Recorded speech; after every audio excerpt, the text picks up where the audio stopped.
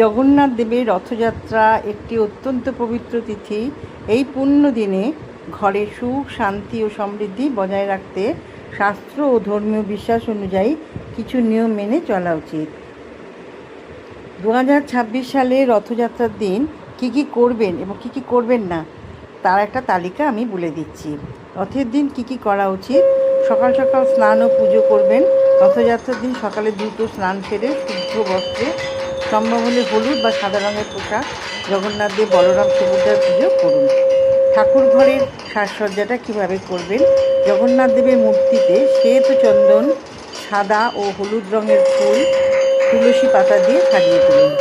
পবিত্র মন্ত্র ও সত্য পাঠ করুন। পুজো করার সময় বিষ্ণু সহস্র নাম অথবা শ্রী জগন্নাথ অষ্টকম পাঠ করা অত্যন্ত শুভ।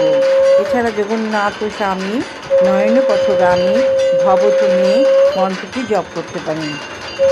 আপনার প্রবেশদ্বারে স্বস্তিক চিহ্ন এঁকে রথের দিন শুভ কাজ সম্পন্ন করতে পারেন। রথের দিন সকালে স্নান সেরে বাড়ির মূল প্রবেশদ্বারে স্বস্তিক চিহ্ন আঁকুন এবং একটি ঘিয়ের প্রদীপ জ্বালান, এতে মা লক্ষ্মীর কৃপা হয়। রথের রশি টানা ও দর্শন, এটাও আরেকটি শুভ কাজ।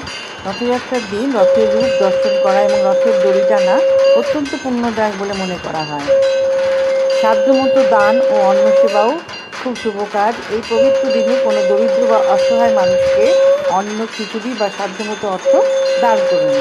বিশেষ জিনিস বাড়িতে আনা, সৌভাগ্য ও সমৃদ্ধির জন্য এই দিন বাজার থেকে গোবিন্দভোগ চাল, তুলসী মালা ও ছোট বেতের ছড়ি কিনে এনে ঠাকুর ঘরে রাখুন। বৃক্ষরোপণ, শাস্ত্র অনুযায়ী রথযাত্রার দিন গাছ লাগানো খুবই শুভ, তবে এতে পূর্ণ লাভ হয়। এবার আমি বলছি রথের দিন কী করা উচিত নয়, অর্থাৎ বর্জনীয় বিষয়। আমিষ আহার ও মদ্যপান একদমই করবেন না। রথযাত্রার দিন সম্পূর্ণ নিরামিষ ও সাত্ত্বিক আহার গ্রহণ করবেন।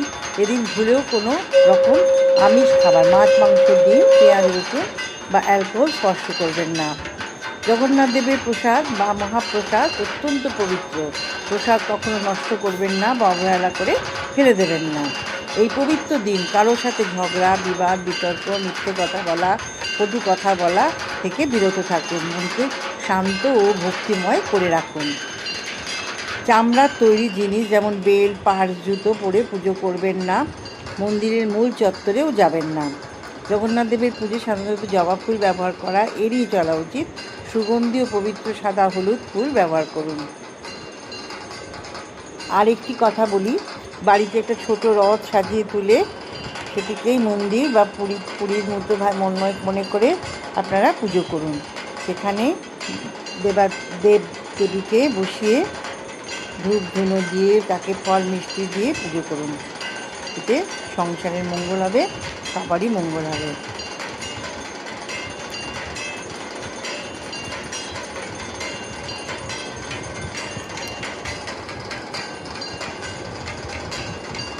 আজ এই পর্যন্ত। আমার চ্যানেলটা আমি বলে দিচ্ছি, সুজাতা ঘোষ @2697। এটা লাইক, শেয়ার, কমেন্টস করতে ভুলবেন না। আর সাবস্ক্রাইব একটু করবেন, তাতে আমি খুব ধন্য হব। আর ভালো লাগলে বন্ধুদের মাঝে শেয়ার করবেন। আর স্কিপ করবেন না, পুরোটা দেখবেন, লাইক করবেন, কমেন্টস লিখবেন, জয় জগন্নাথ এটিও কমেন্টসে লিখবেন। আর সকলের সাথে ভালো ব্যবহার করে আজকের দিনটা কাটান। ঠাকুরকে তো নিশ্চয়ই, জগন্নাথ দেবকে খাজা, গজা, মালপোয়া, পায়েস নিবেদন করবেন। সকলে মিলে খান, বন্ধু বান্ধব, আত্মীয় স্বজন, পরিবার পরিজনকে নিয়ে। এই পর্যন্তই রাখছি। ভালো থাকবেন, আমরাও খুব ভালো আছি। আরও ভালো থাকুন, মনে আনন্দ নিয়ে সব কাজ করুন।